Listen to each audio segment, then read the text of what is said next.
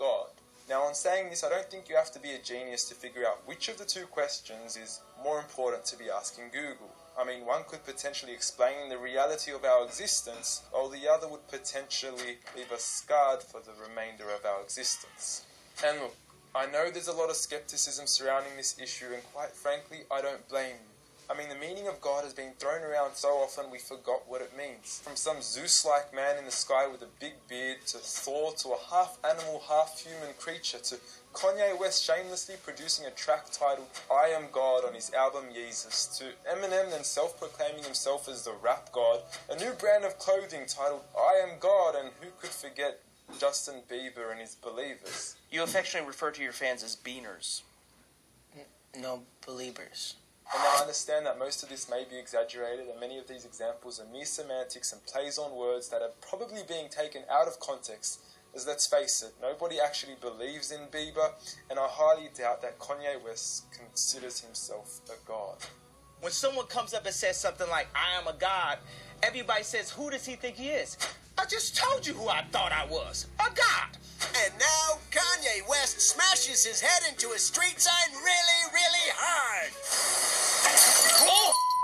Kanye. Oh, Kanye. Kanye, you okay? Sounds like Kay's got a new hit. A god. That's who I think I am. Kanye. Kanye, you okay? So with all these misconstrued definitions of God, the least I could do is help clear the water and help us finally find out who is God. Well, to begin, let's start with the things that we all agree on. First and foremost, we're here. We just began and we exist. And like all things that begin to exist, they require a cause. Things don't just come out of nothing, and although at times we sometimes wish they would, they don't. If I told you that this glass sprung into existence, this glass made itself, you said Muhammad Ali's crazy.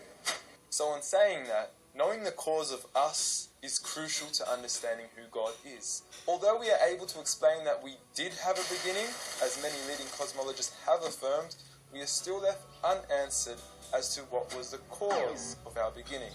And before you lash out saying, oh, but we can't see what happened before we began, or you can't prove there was a creator, we say quite openly, neither can you disprove a creator. And by observing the reality of our world and our existence, its order, its structure, and the systems, I see no reason not to believe in a creator. But then one may ask, where did this creator come from? What was the cause of him? And it will go on forever and ever, which would most probably lead to us never have ever been created. So for God to exist, he must exist without a beginning, therefore not requiring a cause, making him eternal. He should also be transcendent from his creation and not bound by any of the realms he had created, whether it is time, space, or matter. For instance, when Steve Jobs makes an iPhone, he doesn't become the iPhone, he is separate. And of course, we could also argue that he is one. This makes the most sense, and it would also avoid any potential conflict between two disputing all-powerful gods with conflicting interests. But we still don't know which god is he. Are you Zeus? Are you Thor? Are you Yahweh? Well, if you agree with everything I've said up until now, you will realize that each of these gods don't fit into our established criteria of who God is. They are all created beings, they are not eternal, they have not created anything, they are dependent, and they require sleep, rest, oxygen, and food. So who is the one and only true God? I present to you a God who is one and only, eternal, exists without a beginning, who was uncreated, requiring no cause for himself, yet being the absolute cause and creator of everything else. Allah. A simple definition of God that is logical and rational. There is nothing like him, no man, no creature, nothing imaginable. He is the one who is perfect, although I don't like using the word perfect because our understanding of perfection would never encompass his true essence. He is in control of everything, whereby nothing can harm us unless he wills it. He is the all-knowing, the all-hearing, and unlike our friend Kanye, he is the all-seeing. Many of us would then argue that although these verses do provide a logical and sound concept of God, how do we know that these words are indeed the words of God? Well, first and foremost, the Quran isn't just any book. It was revealed over 1400 years ago as direct revelation from God to the final prophet Muhammad, peace be upon him, and was sent as the most eloquent piece of literature to before mankind. revealed at a time where poetry was rife and to a population housing the best of poets, only to leave them speechless and at a loss for words. Now, what is important to note is that the Quran doesn't fit in any of the known classes of poetry nor prose. Rather, it is a fusion of both that even to this day shape the hearts of Muslims and non-Muslims alike. It's almost trance-like. But you can hear it's very euphonic. There's a lot of internal rhyme and end rhyme, and the rhythm is not predictable, and it's beautiful. Even to this day, the Quran remains incomparable and stuns humanity with its accurate references to science and history, from accurate descriptions of the human embryo to historically accurate references to different rulers in the different Egyptian dynasties. And no matter how many times people will try to discredit the Quran on its authenticity, it remains standing.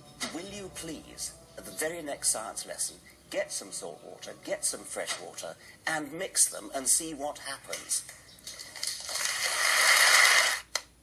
The Quran says 2 seas, not 2 cups of water.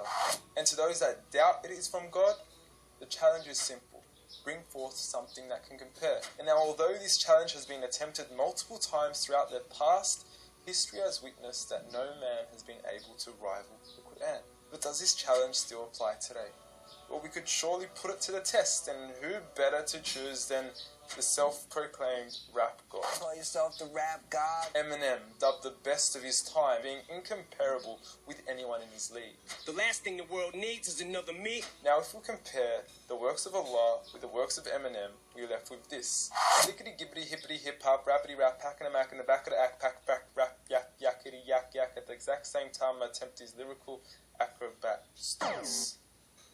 Look, content-wise, I don't know. However, we can't deny that lyrically he is impressive. He has rhythm, rhyme, style, alliteration, and assonance. The short video online even indicates that in one of his songs he almost made every second to third word rhyme. But how does he compare with the Quran's smallest chapter of 3 verses, Surah Al-Kawthar?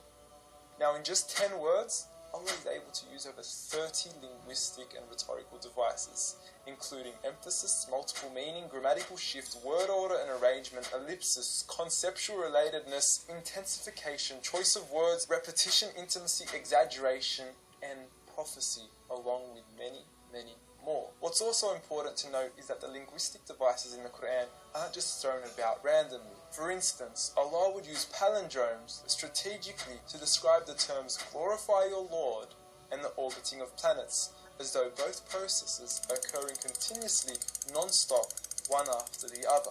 The shortest chapter in the Quran also contains a rhetorical device that no one can compete against nor replicate: prophecy. At the end of the first verse, Allah promises Muhammad, peace be upon him, that he would be given abundant good, at a time when he was at one of the lowest points of his life, with a small amount of followers and low social status. He had even just lost his son, and his enemies were taunting him with cut-off lineage and progeny, yet Allah was promising him abundant good at this time. Such was the prophecy of the Quran, and we certainly indeed see its fulfillment today. With the Quran being the most recited, memorized and practiced book across the entire world, with over 1.6 billion followers today from all walks of life.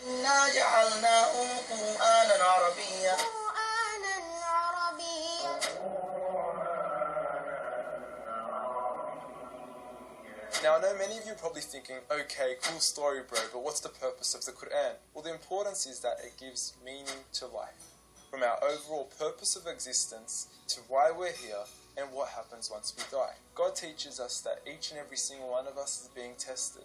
We weren't created for mere play, we were created with a purpose, and that is to be obedient to God and His rules. Those who believe, there is reward, and those that don't and are arrogant, there is a punishment. And look, I apologize for trying to squeeze all this into one small video, but I've given you everything you need to know who God is and why we are here. So read.